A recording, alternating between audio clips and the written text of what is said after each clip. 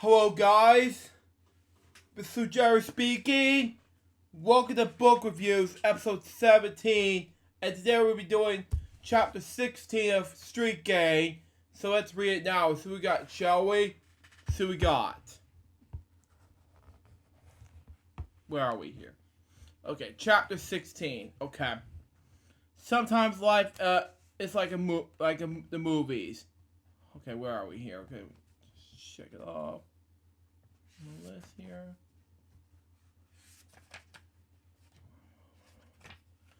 Okay, there we go. Got it. Page 270. Okay, there we go. Okay, come on, move. Dang it. Anyway, sometimes it's like the movies. A story is these 3 acts. It was just the way the founders of Sesame Street who found themselves dealing with a series of challenges in the 70s. All this stuff that considers the middle stage of any drama. Okay? Finally, would be difficult to define exactly what Act 2 began. The one thing to distinguish it from Act 1 was easy to spot things complicated way to pronounce it. Okay. Raposo was both a delight and a distraction to Joan Can's Cooney. Her band leader, as he referred to himself and corresponded to her, could alternately to be a sweetheart or a pain in the ass. And yeah, sorry to cuss in the video, but I'm not gonna say it. But anyway, sometimes both within the same 5-minute period. No one ever brought in him in his musical talent, both as a performer and composer. But certain of his colleagues often found him an origin ubiquitous, petty, pop-did out graduate, where pronounce it. There was never enough love that no one could bestow on Joe in the size of Joe. Wow, Cooney said. I did not know Cooney would say that. Cooney, excuse me. If Olympic goods was handed out in this name dropping, Raposo would have spent half of his life on male platform. His casual conversation would be proper way to pronounce it, with reference in starlet and statesman. The important people of a world who was forever seeking his cultural and coordination.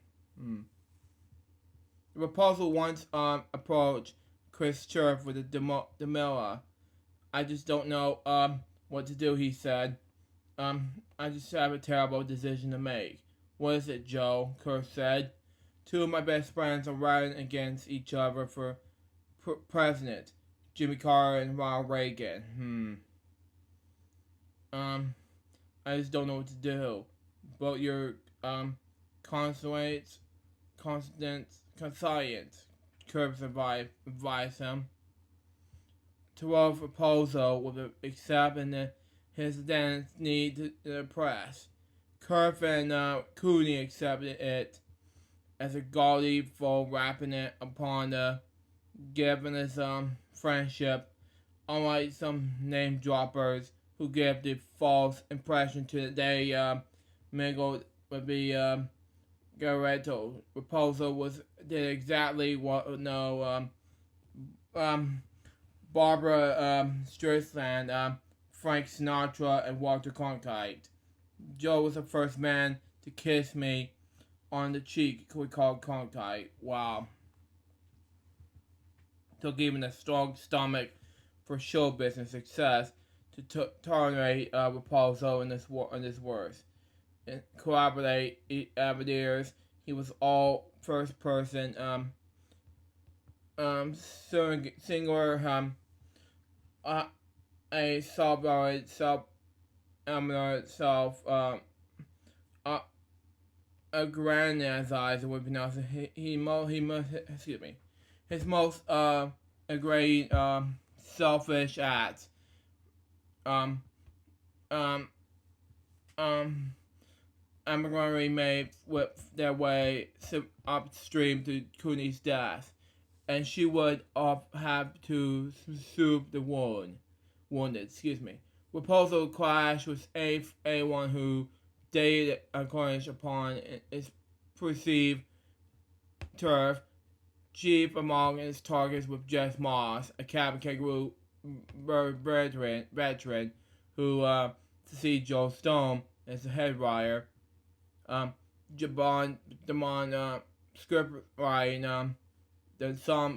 Sometimes comparable. Moss was a gifted poet, composer, and lyricist. Raposo, a Harvard graduate, received the present educated both of a rival and frat, and Moss did little. This with him. We pronounce it. The graduate and grade moment between the two came one day when Moss skipped into the studio when the lead sheet for the new song he had written for the Massachusetts Ernie. Moss had previously written for a perfectly disgracefully lost for Oscar entitled "I Love Trash." Recorded with Panchu by Carol Spinney, and later included in the original Sesame Street cast album.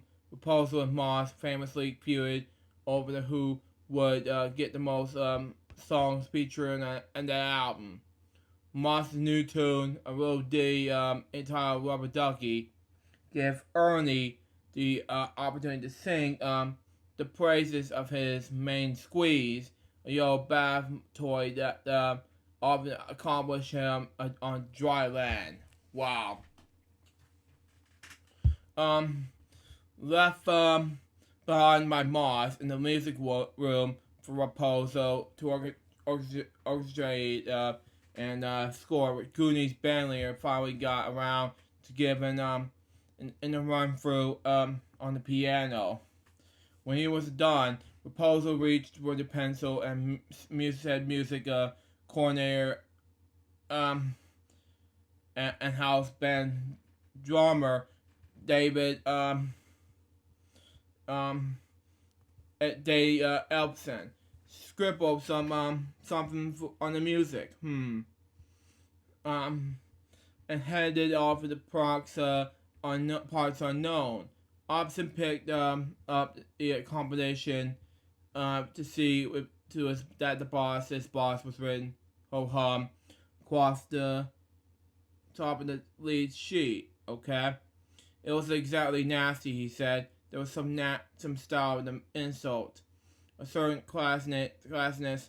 After that, Joe and Jeff really went at it, banging each other over the head, but always in the Ivy League kind of way. Okay.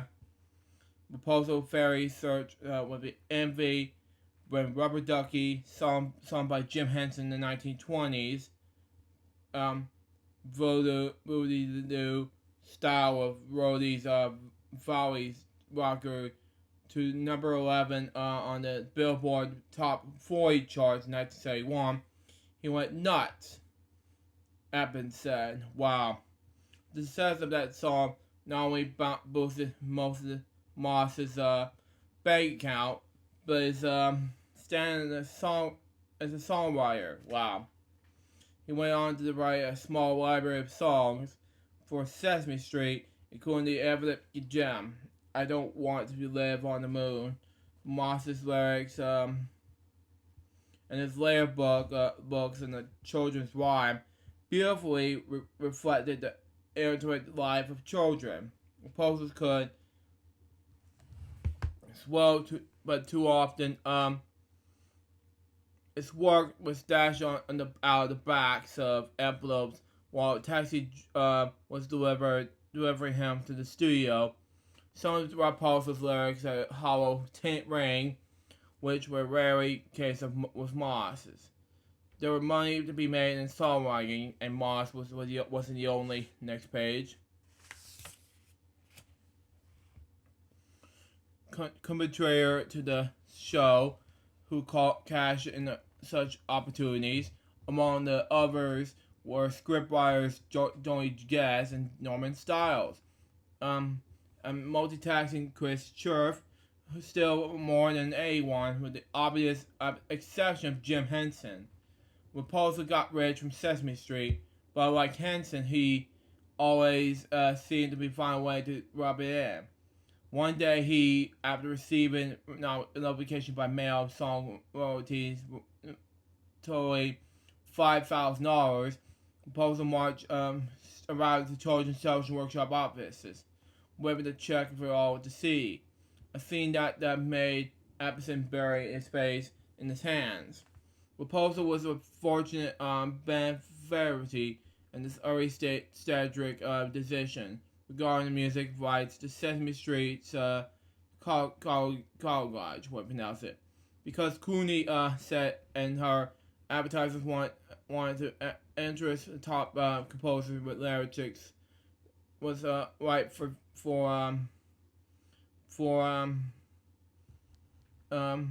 the show, because CTW was a non-profit entity just finding its way financially, and decided to allow songwriters to own their work.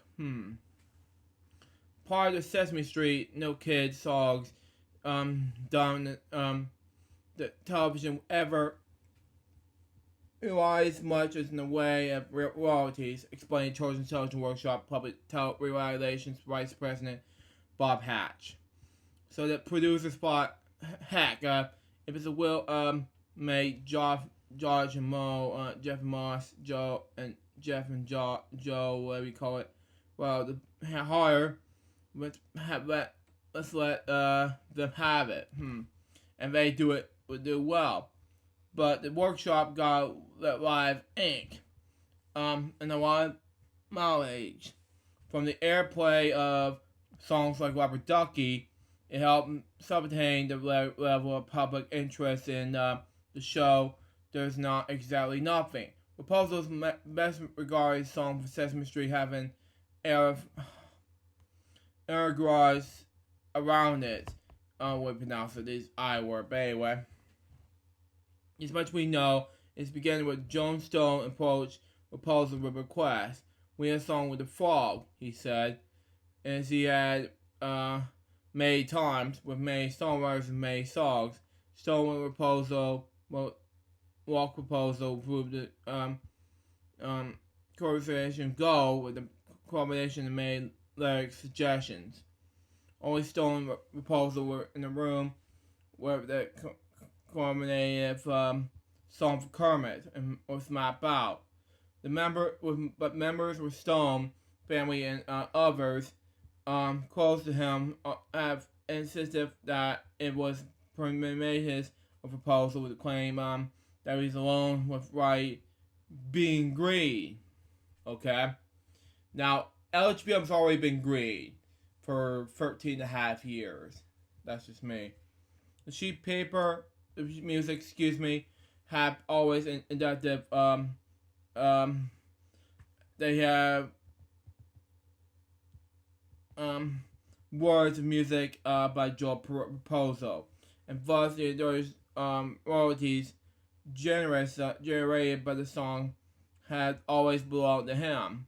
John Stone's failure to call Raposo on claiming the full credit needed on one of the worst material disagreements John and Beverly Stone ever had.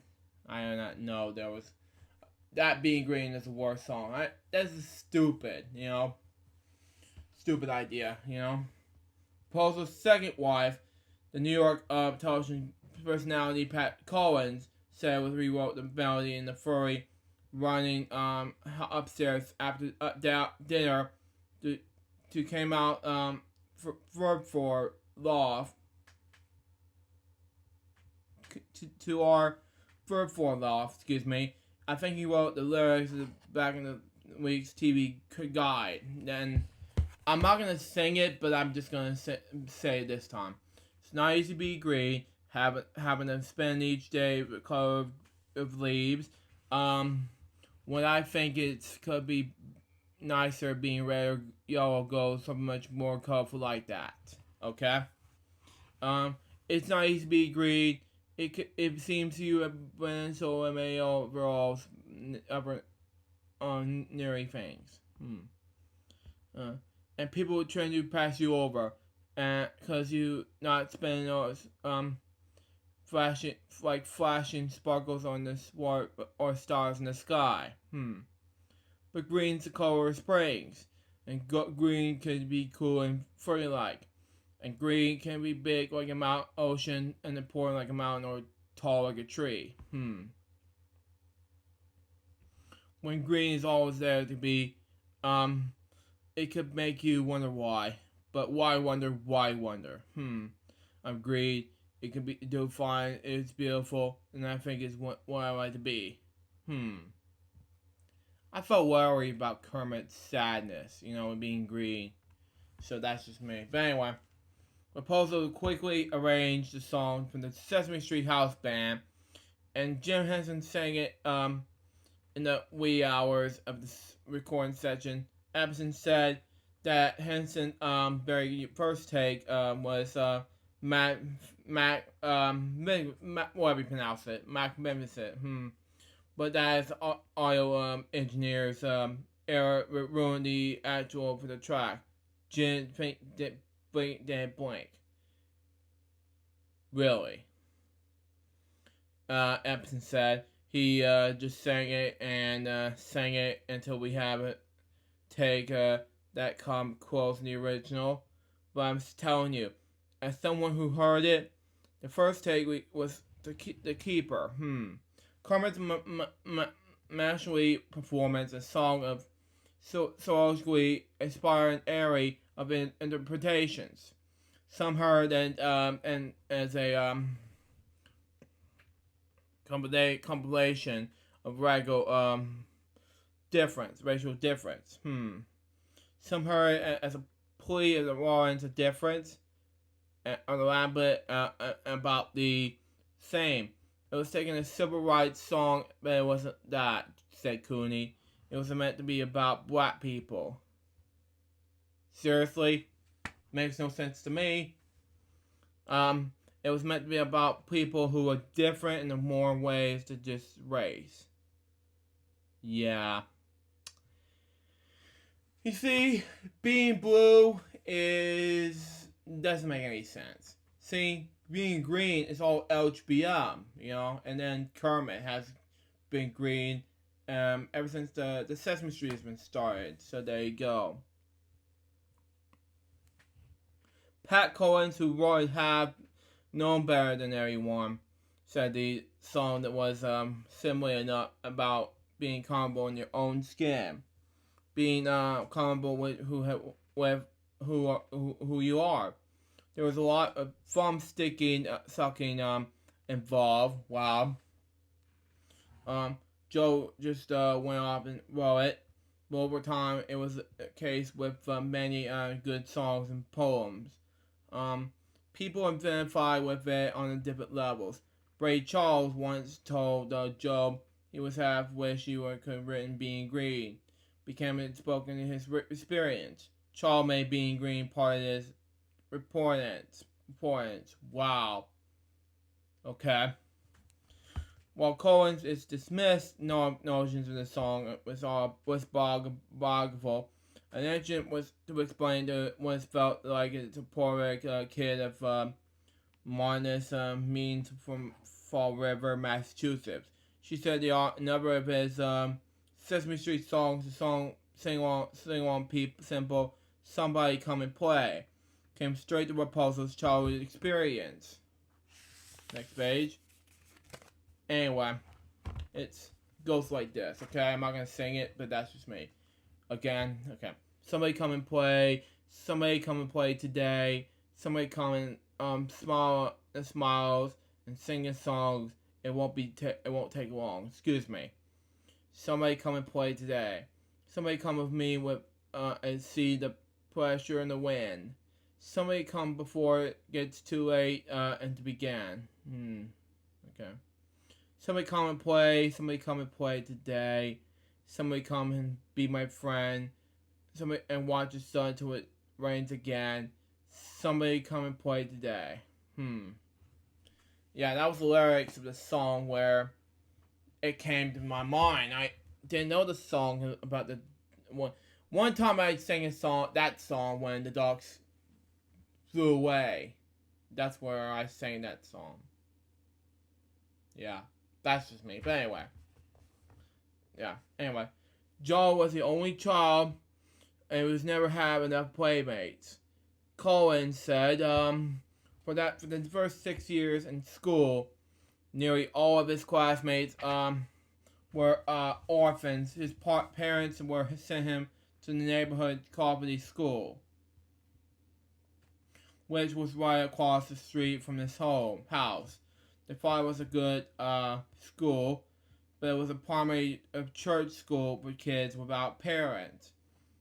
They could come over and play after school because they have all go back to the orphanage at the end of the day.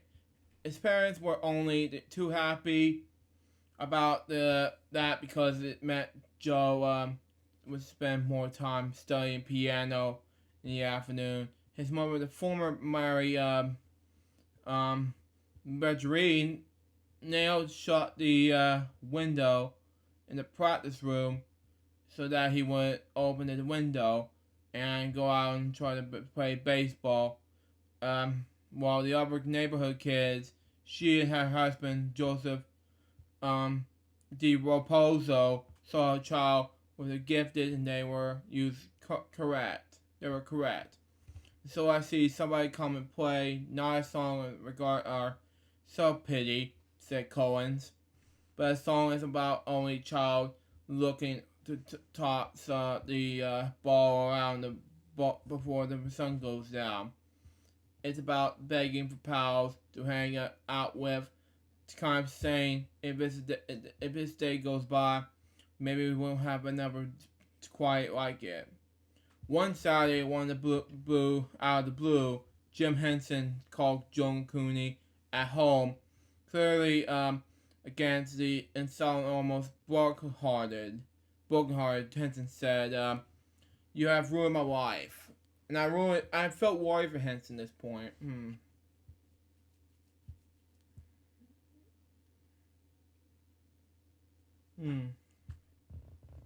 This was strange, coming from a man who was enjoying Hero Force record levels of personal philosophy, professional achievement, spiritual fulfillment. We have had disagreements, Cooney said, but the tone in Henson's voice was one she had not heard before. Oh wow! It seemed a mixture of inspiration, disillusionment, and fear. And I felt worried for Cooney and Jim Henson at this point. Anyway, Jim Henson then asked a question for those there were no answer. Why did you have to be so not successful? And I agree with Henson. I felt worried for Cooney. The remark wasn't meant to be heroic, fiery. It was being central. The question hung in the air a moment before he completed the thought. I'm now living my worst nightmare. As far as the days of Salmon back in his days in Salmon Friends, as Henson established the Muppet brand, he understood his Star Trek and Arctic puppetry was primarily meant for adults. While he did nothing to discourage children from watching, they did so in droves. Hence, in subsequent television commercials and appearances on the mass audience shows such as Today Show and Tonight Show were written and performed with a subcreation and that often went right over the heads of children. And I agree with Henson. They're not made for children. and I don't agree with what Remix said about children. So that's just me. Just the subtext of Bird Storm's Cuckoo Friend all he did in the 50s. And I agree with Bill Tillstorm and all he said. Anyway, puppetry was a mean of the end for Henson. His goal was to be on a television, and then later to acquire the movies. Prior to Sesame Street, Henson's business was evolving just as he had imaginative as might Ralph. There was trained quips with Jimmy Dean on the Entertainment's primetime show on ABC. And then if you're watching his dad, this is for you. And Henson's more Krabs Muppets were further featured on the Ed Sullivan Show. But Henson would find a gallery every time Sullivan would be led into the appearance by saying, "And now for the kids out there, Jim Henson's Muppets." He was grateful for the exposure, but the categorization defeated his marketing strategy. But in his mind, he was not, and never would be, a children's entertainer. Though he was embraced the idea of being a family entertainer. That was an important distinction, one that Sullivan and others could not appreciate. Was when Henson wanted to recreate for television what the Muppets was the experience from his childhood listening with his parents and brother to Edgar Birkin and Charlie McCarthy on the radio. Which he inspired to do, which I agree with.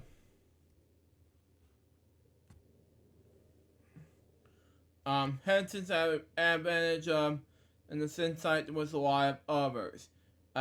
Vision was that was a result of his European walkabout. It was just there he did his own de facto graduate work in the art and command of puppetry, visiting countries where the art was taken far from more seriously. Than in the United States. He returned home to become America's commemorative puppeteer, a artist who reinvented the entrance art form for the television age.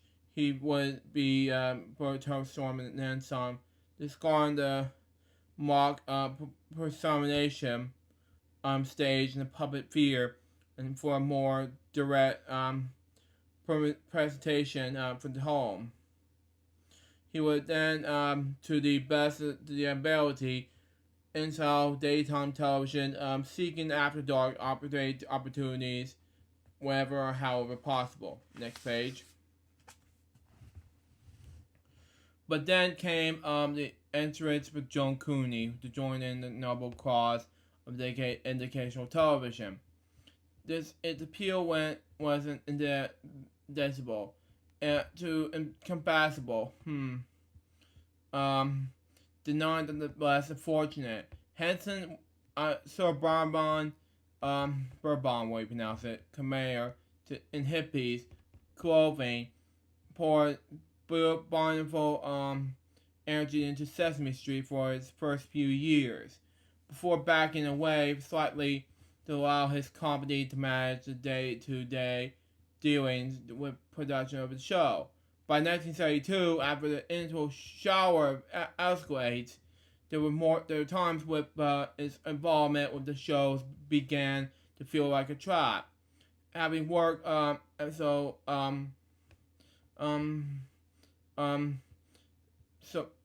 persistently, we pronounce it, to establish a border intentionally. Here he was being hailed as America's most amusing babysitter. It felt helpless at times to be reduced to that, and hence has begun to resent Sesame Street at the same time. He was grateful to it.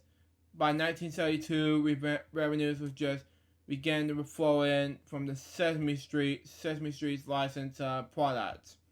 creating a resolver of reverses.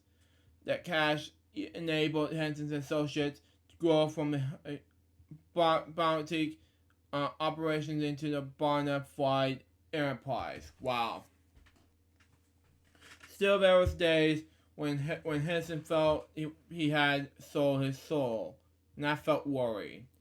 And it was on one of the opponent days they had picked out from the phone and to call his client and colleague. Coney can be a cool customer in the best scene, and she became especially adept as handling uprising among the temporary we pronounce it men under her employ in the early 70s.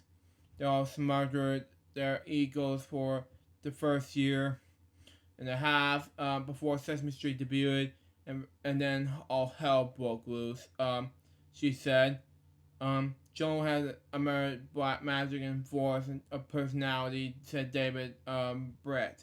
Her chief license to it, we pronounce it, in the executive ranks through the mid-90s. She got these very strong characters to not only come into work for, but to come to work together, and most of them didn't necessarily get along that very well. Henson was at least her problems, and I agree with that. But one of the day he called with was what she described as a cry the collier. He jumped right in the top of her priorities. It was only after Cooney had allowed him to vent that she responded. It was lately extinguished phone conversation, and I picked up a certain restlessness in his words. Together we worked through whatever the problem was, that problem at the call, and I have no memory of that what that was. Other than Gemma was feeling trapped with the preschool television, and I recognized he was someone who persists in the entrapment and what to fly away in cage. I said to him, "You're going to be breaking out of this. It's something that's going to happen that would provide new opportunities for you. You need to have the patience and belief to see what I'm saying is true. What could not have known on that weekend was that just streets away in the darkened Henson workshop, amid the bales of fabric pull out drawers of eyes and noses, with scribbles and doodles and demonic daydreams about the prime day reality show starring the Muppets. Henson had long hopes he might interest in the networks with such an idea, showing a way with ideas what will be one day become the world's most successful syndicated television series. The comedy course is called The Muppet Show. After turning their backs on it, America's pre-commercial TV networks watched it all in Henson's half-hour show, informed by English music hall comedy and vaudeville, circled the globe. Henson's despite over being viewed as a children's performer would never experienced despicable, but Joan Cooney's consolidation on the down day was just what he needed, and he relaxed it. I said to Jem, whatever happens, we are meant to stay together for the sake of the children. Could recall, and we did. Tim and Joan Cooney did not have children, but during the first coming years in their marriage, they acted as the father foster parents of their inner city black child.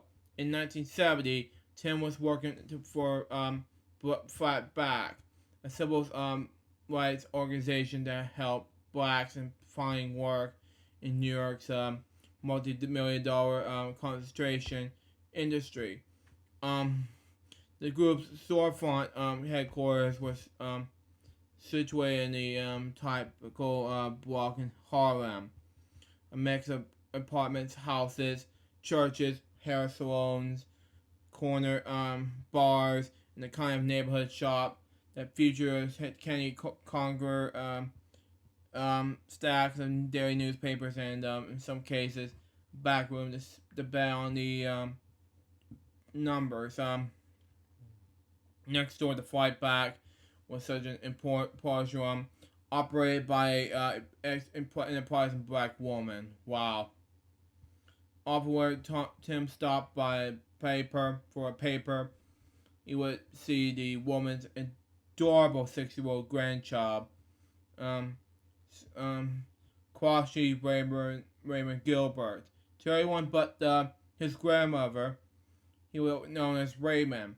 She monitored his welfare as best as she could. As a regular star was acceptable and provide much slavery to Raymond and her siblings. Over time, Tim befriended Raymond. He was so smart, Cooney said. Tim thought there was something acceptable about him, and they took a shine to each other. The Cooney apartment became a happy affair to a little boy from a troubled Cooper Sands.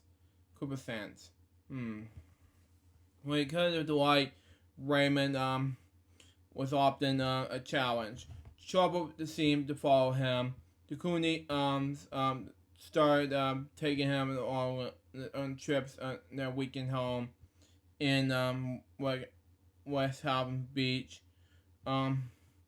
Everybody was welcome on this cute little next page kid, but he began to steal the neighbors' pocket money, and if what was left around, Cooney said, when he was around about 8 years old, I'm half kid, keenly about him. Exactly when your life was a crime start. He thought for a second and went, I guess it was when I was 4 and stole from a grocery store. The way he said it was without feeling, and he was describing a way to the best system. Okay.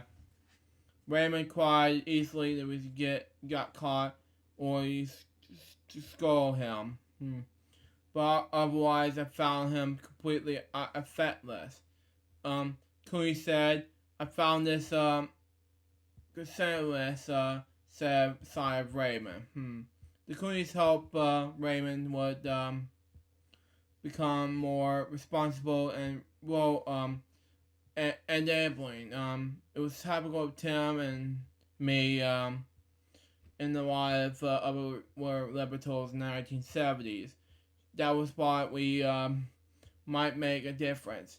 That was a miracle might occur, and that was worth taking such a long shot of that particular kid. The Toonies arranged to have Raymond enrolled in St. Crispur's Jenny Clarkson along regard regional program for troubled children. Located in suburban Westchester County. Okay. Luckily, I knew private garage for the school. He got him in. Okay. It was a huge break because we could afford a private institution. It was was absolutely free and wonderful. It was a heartbreak situation, but it was also in the bird school. After a year of Raymond's mother came back in the picture. He was there in the school for at least a year and doing better for this mother. Decided she want all her and her children to be with her. She was living in Las Vegas and having a child with her a year to a different man. Um, Raymond withdrew from school and moved to Nevada. Wow. That was the beginning of the end of the possibilities for him, Cooley said. Tim always built the feed into whatever he was doing, and it was so typical of him that he could withdraw the child that like Raymond. Someone you event all the time and then go nowhere. Tim would have found a promising child in Harmon. No one really might have helped. It would always be someone that you were going to win with. In the late 70s, Raymond returned to New York, to no less than a stranger to difficulties than when he left. Tim warned Judy Jones against seeing him, fearing that she might be at risk. It was fine with me because by the time Raymond was 17 or 18, he had already been in prison. Wow. Cooney said, Tim said that with kids like Raymond, prison was an inspiration. You went to prison in the debate time, and I maybe agree with Joan. But anyway, Raymond dealt in sowing gold and becoming retributive, way to pronounce it, doing time in the Rikers Island and upstate personality. During his first prison stint, he regained a college degree, but he could not stay out of trouble. Cooney said from the time he went to his child, but he was surrounded by pre-crime and deforestation. Prison back fiend Bessie Goods, Kashi Raymond Gilbert was shot dead on New York Street while shy on his 13th birthday. It was sad. Just sad. Man. In years leading up the launch of Sesame Street and the anxiety of Joan Candace Cooney, Tim Cooney had bolstered his wife's confidence and made things happen for her with his connections and conveying charm. But as Joan enveloped into a connection, celebrated figure, almost a free name brand like Mary Tyler Moore, Tim began to withdraw into alcoholism. Wow, depression and rage. I felt worried for Joe at this point. Anyway, on the one hand, he was immediately proud of Sesame Street and it was thrilled that it was assisting poor children. On the other, it made him very feel important. Joan Cooney said is technos toward self-destruction was made much worse by my success. Although he loved what I was doing, it would help me by reading over and press relatives and speeches that would give. He wanted success for me, but because he became less and less visible in his mind. But Tim was never going to permit himself to succeed. No matter what happened to me, I don't know what's going to happen. What happened, I have not succeed, except we would be living hand to mouth, and I felt worried for Joan. And his wife insisted Tim saw a specialist in alcoholism and went on consideration for treatment of his disease. The drug interference was the normal demonic process with the body. When a person consumes alcohol, it maturates it into alcohol, what you pronounce it. I felt worried. The toxic substance that caused hangover acid, which is harmless, which is sad. Um, yeah, uh, yeah, I felt ashamed. And so it stops the oxygen and oxidation of excited by um, than what normally occurs. The person drinks. The result of barrage of stimulation that could range from carbonated vomiting and falling and headache to carbonated heart failure. Amazingly, Tim found a way around it. Absence controlled Tim's um, upholds drinking for 8 or 9 months. But then he was certainly planted a drunk. Wow. He knew he could no longer stop in the bar on poles. And he knew he had to wait 3 or 4 days for the drug to pass out. And his system, it was almost he would circle a date on the calendar where it would cave. It was unbelievably hopeless, Cooley said. He just couldn't give it up. He tragedy with that he would have no desire to be sober and would never hit bottom. Alcohol was destroyed that part his brain that might have saved him, and I'm very sorry for Joe at this point. When the Queen separated in 1975, Joan recognized that Tim had,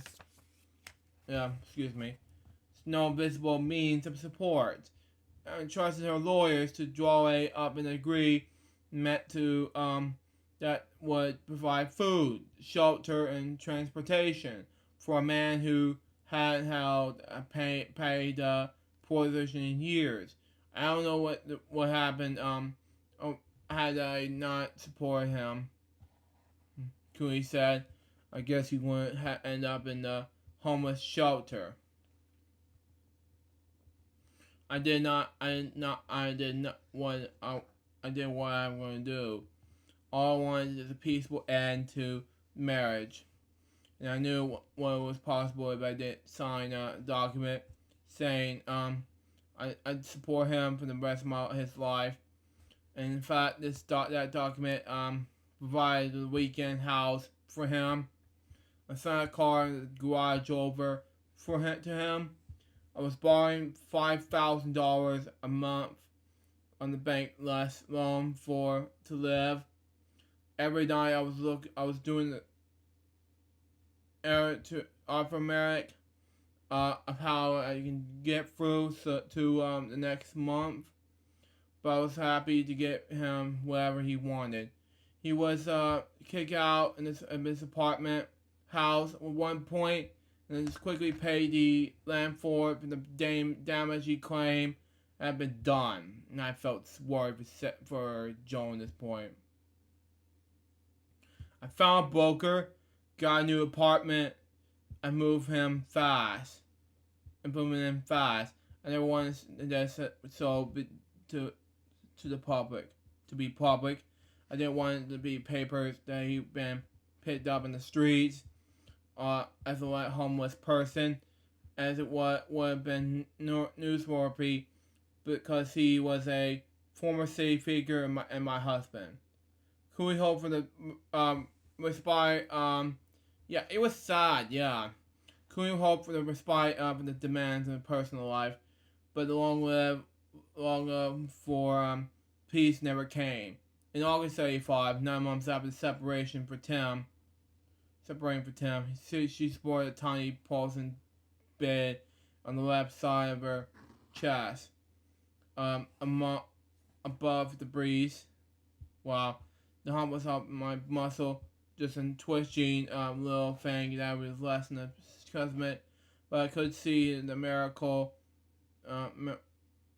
Wow, I could be in the slip and see it. At the time, I was seeing a doctor every 6 months because my mother had breast cancer at 57, and I have my own history of bedroom rumors, for which I have several biotics that requires hospital stays. I found a surgeon I love. Um, and when I came up with this lump, excuse me, I lightly said, you said it was Belgian, would you? And he said, no, I would stay without it at all. I couldn't believe that tiny thing could possibly be cancer or dangerous. Um, um, it was determined to be both. The doctor said chemical radiation was too dangerous, and that, being 45, I was too young to consider it. He said I was easily get the makeup by the time I was 60 or 65, with a lot of people did. Susan Sustong, Zeus Tontag, what I pronounce it, and I were talking back, and then because we were both being operated on about the same time. Wow. Her cancer was so widespread, she decided to go to Paris and see a doctor who was a blaspheming woman with chest and My doctor said he's going to kill her, but the doctor saved her, and she lived till she was 71, 72, and it was sad. I have radical massacrability, and the ghastly operation with a very small cancer, Cooey said, without trace of bitterness and self-pity. Nowadays, it would be on tragedy. I would be on resignation. It would be over. Oh, sad thing. Anyway, her estranged husband take the news at hard. Tim was absolutely there for me. Cooney said he came every morning and brought me the papers and asked me what needed to be done. Going back to the apartment and feed the cats and dogs. Cats and dogs, excuse me. It was the most decent and level that happened. Even with though he was quite jarred by my cancer. Well, he needed me very badly in every way. It was sobered, and as we were, but I thought may not live. I don't think he was thinking, oh my God, I may lose my means of support. It was more about I was suddenly a needy figure. When I came home after about 10 days, my sister came to say, stay with me, Cooney said. Tim was disappointed. During the conversation, Jim Henson arrived one day with a foul Cookie Monster cookie jar. What he said was so typical. Cooney said, I have asked him many times during the first 5 years of his show. Whatever I have asked him many times during the first 5 years of the show. What if something happens to you, what if it's your company, what happens to us at Children's Television Workshop, and now here it was at my apartment looking at me.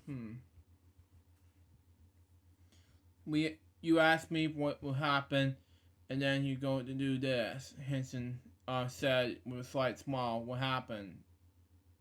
Nothing. Cooley said, gonna be fine. I just remembered that stark look that he had. Cooley said it was kind of like you have the nerve to ask me and then pull this stunt. I had Bob Hatch pull out the memo to the staff that had been operated on and returned to work quickly. I was supported to stay out for several weeks, but I've started to coming back for half days very early on. Maybe after 10 days, I have one interest showing that I was sick and that Children's Television Workshop was going to miss a beat. And I probably sad about this. Excuse me. And I needed to feel normal again. But in the saddle, back in the saddle, there was a lot of depression. Work saved me. Cooley's mother Sylvia had left for the sea nearly 80. She had a faint spell 2 years before her death. that cut off oxygen to the brain. Cooney said, I believe she died as a result of radiation she had had for her second magnectomy. She okay, that was just sad. My doctor said, trust me, you're going to be fine, but I had many scares afterward, many operations, but after each one turned out, he said, I'm telling you, you can't have a resource. We can't ignore what's happening. It's almost impossible for you to have a recurrence to breast cancer. I never thought of live death, but I thought it was my body having been assaulted. Nothing to Tom Kennedy's experience at CBS and the public broadcasting library have quite prepared him for dealing with federal. Next page. Wow. Government Children's Television Workshop. Vice President's to preference and administration being pelted with demands with being bound in red tape was on the regular brand of torture. The government sent our detectives about everything, including one about hiring criminals, ordering that we would have to hire people with records. Wow. I was getting up into here. It was reached a breaking point, and we went down to the Corporation for Public Broadcasting meeting in Washington one afternoon. There must have been 20 people from the Office of Education and Public Television. They wanted to know why we weren't hiring the mandatory handicap. The blood was boiling up inside me, and I said, the trust is having been trying to hire the mandatory handicap. I've been searching and searching, and I haven't been able to find them. Now I suddenly realized why I can't find them. They're all working for government or the Corporation for Public Broadcasting. Things only got worse. In 1974, Children's Television Workshop was informed if it was going to be the subject of a federal audit. The head auditor from Washington sits down and has two thick books under his arm. Kennedy said they would contain press clippings all about the organizations he had shot down. This hospital and the hospital, that hospital. Wow. I just want you to know we are competent, he said. I said, have you people, he said, I said, have you people done anything in audition television? Wow. Oh yes, we've done this before, he said. I said, did you assign people to filming or television? Because it is different. We spend money different than a research project does. And this is a non-research project, even though it says in your book. So that is, can you assign people to who has had experience on television? Absolutely, he said. So it introduced the guys to what we're going to do it. I said, which project have you handled? One of them, it was a $15,000 audit of the audio-visual project of Harvard. The other has done something similar. Maybe it was $20,000, and they were going to the workshop as experts. I just blew up. Excuse me. I knew it was going to be a disaster. They sent a bunch of no cop poops who could the compops, who couldn't be talked to or couldn't be reasoned with. They have no idea what television is about. They never heard of anybody spend $15 for lunch. They spent $1.50. They asked, how come John Cooney makes more money to congressmen make? They spent about a year trying to find things wrong. They leaked anything to the press because that was the game plan that I always had. They didn't care if they destroyed the workshop. You just have to help their arrows didn't get you in the back. It was exhausting waste of the time and energy. The fact of the matter, it was there is they never collected 50 cents because none of the ever substance. There were a possible lot. I was going to take them on the what was about left the workshop. What was that? Okay. Excuse me one moment. Did I record it? Okay, I see what's going. Okay, there we go. There were a possible lot. I was going to take them on what I was left the workshop, but I was part of it with my own problems. My wife was dying. Wow, but there was something should have been done about the way about this daughters funded it. Wait, now he said they're not foundationing in the best interest of the country. For Cooney, totals were with Washington becoming part of the landscape. Some were more trying than others, and not as time consuming.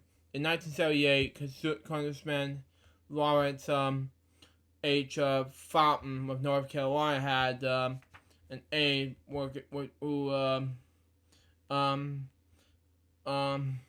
worked with him who hated public broadcasting. I don't know why, but anyway. And he fed a story to Jack Anderson, the investigate reporter and economist, that we have misappropriated money, which is a very difficult misapplied funds. Misapplied means you have to be straightened badly out, but it's not a crime. Misappropriated, maybe when you pronounce it, is a crime. Bob Hatch and I went down to the Congressman Foundation when we were all lit up cigarettes, and we walked up, and then because he was from the tobacco state. 4 days back in a little bit, and that guy was a real enemy.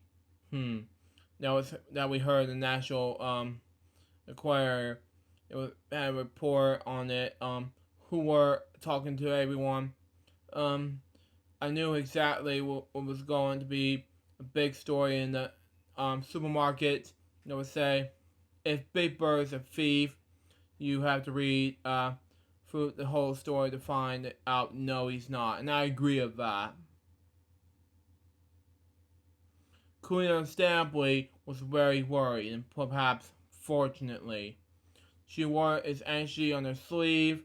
It was right around the time I started going out to Rose Peterson. In fact, it was our first date. If you asked me how things were going in the workshop. We're having a scary situation with the National Enquirer, Cooley told him. Pearson seems absurd. I'll kill that story. Cooley said, you do what? Pearson smoothly said, just understand, it's over. Well, just how you do that? Cooley said. Cooley asked. Pearson explained that he attended MIT with Garrison Gene Pope Jr., the owner of Enquirer.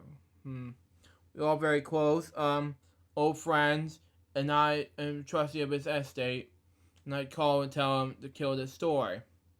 Pearson's security called Pope's security, asking the Children's Social Workshop be added to a list of untouchable topics to the Enquirer, which included the CIA, Mascot, and the Pete Pearson. Cooley called with a smile. A day or two later, Cooley walked into the Children's Social Workshop office and said to Bob Hatch, it's dead. What's dead? He said. He asked. the story is dead. Cooley said it was a business like um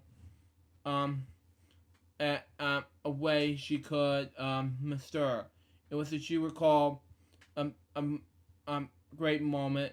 Hatch was almost having a nervous breakdown over the what had been happening because Fountain had red flag or funding request and time was running out.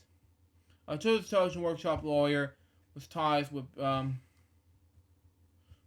Joseph Calvino pulled off a mentor miracle on the day the funding personnel was being concerned.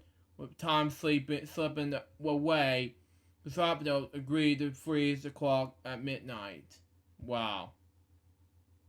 Allowing aides to work through the night to craft an acceptable compromise.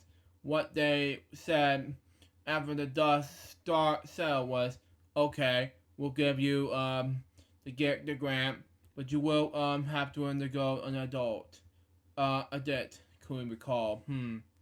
Norman Calloway and his piano comments, Alan Metcalf were enrolled to a weekend booking, passing the time on board the Jared playing chess.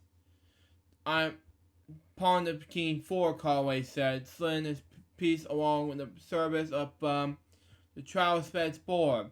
You know I'm already burned beating you. Making a decent player half smiled. Okay, man, he said. Bring it on. Conway's response was instant. No.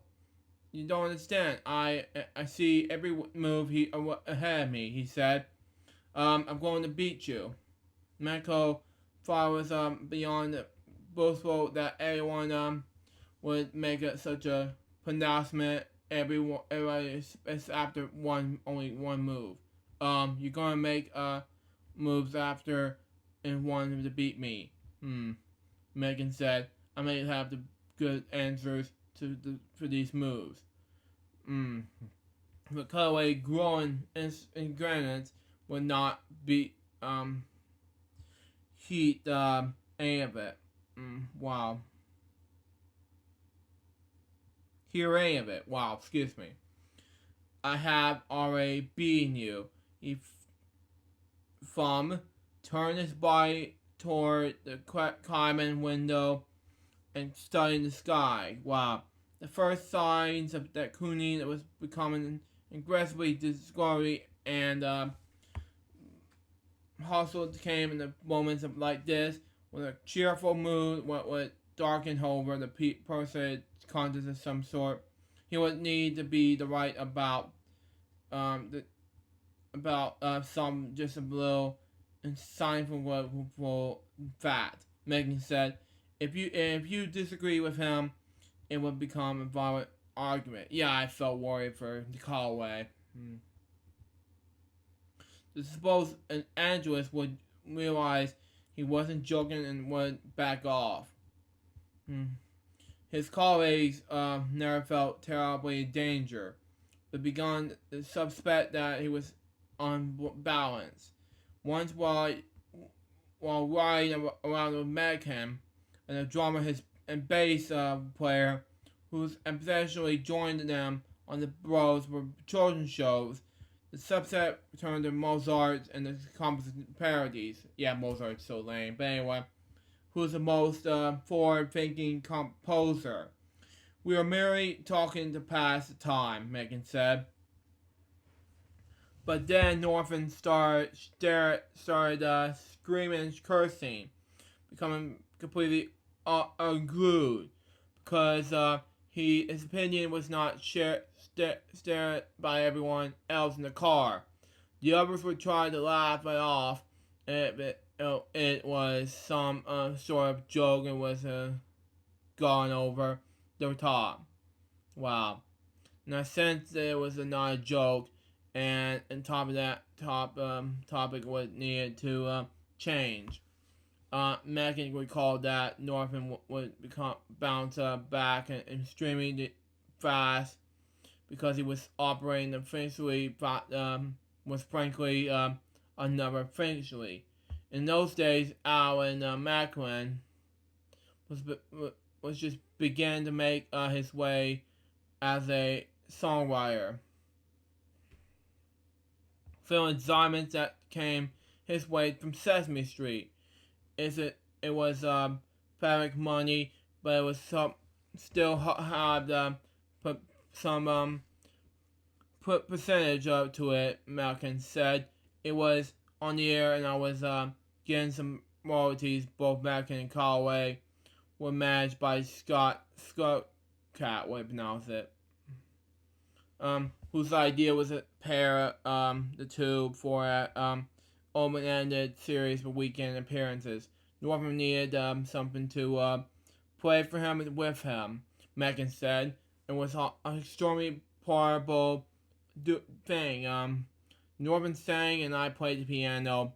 We're booked by his little company called Namco, owned by Fran and Barry Weisler. And they were just trying to break into the Broadway musicals back then. Norman and I would show up in the airport, fly somewhere, and put out our show. Wow. Norman had been married briefly to a beautiful showgirl, but it did not last. Oh, wow. Just wow. Okay, moving on. But he came out in the Quiet Ladies, man. He was these women who came to shows, and these attractives off in the south, northwestern, northern being northern would be the charming these white women. Sometimes it was his beard playing with the role of the respectful sailor walking down the street with the woman, but she, of course, would be going to the hotel to be with Norman. Norman's behavior over time began to pretty cool in sense, and then somewhat restrictive. And at the time, I came to understand they was manic depressive, or what be popular disease. But Bognev, to me, he was also snoring a lot of coke. It was sad. It was all reached a peak when we were met by a young woman in Nashville. There was been a big power outage with no power in the city. So we went off to sit in the coffee shop where Norman had this breakdown, crying about how much emotional, mental turmoil he was in. He was having terrible nightmares and wasn't sleeping. We did the show, and as with Norman's power, he got involved with that woman. It was strange in a sense. It was almost the kind of thing where I felt I should protect her. He had become very aggressive with his flirtations, almost out of control. Megan and Callaway's relationship rumbled in the years of that fall. I've stopped working with him, and my career have taken off. Next page. Okay. Megan said, starting to, during my first musical, God Bless You, Mr. Rosewater, and then Mr. Little Shop of the Horrors. Norman watched all this, and was feeling competitive with me. He considers himself a songwriter, was a, talented man. And he felt that, because I was white and he was black and white is why I had to see. And that Scott was favoring, me as a client. And in the tense, in the pleasant would deal with Norman, and then he sued Scott for money. And he felt deserved what that Scott was not giving for him. It was a horrible thing for Scott to go through. It was completely exonerated. Scott Scarlett was the not most scrupulous, lousy, honest manager. Wow. I ever known. He was embarrassingly honest. I mean, he literally took me away from his own business managers, and it sent me to the business managers I'm with now, who are all blessed in business, supposedly to make sure that was not even in the hand question of interest. Along with the late Howard Ashman, Megan was on to write the soundtracks of the three modern day Disney animated classics: Beauty and the Beast, Little Mermaid, and Whoopi Doo-Latin. Conway went out to the fall to the edge. Now, that wraps up in chapter 16. What do I think about it? Well, some tragic things happened to Tim, and other things too. Tragic ways happened to Narvin, who now passed away in 1990. Pretty sad stuff in 1990 that happened to Sesame Street and other things, but it's going to happen to Queen, which is going to happen the next year, which I'll get to that some other time. But anyways, guys, that wraps up book reviews, episode number 17. Hope you enjoy it. Stay tuned for the next one. It's going to be chapter 17 in the book, episode 18. Till next time, so Joe's goodbye, peace out, baby. Get more videos, guys, very soon. Till then, Jump saying out. See ya.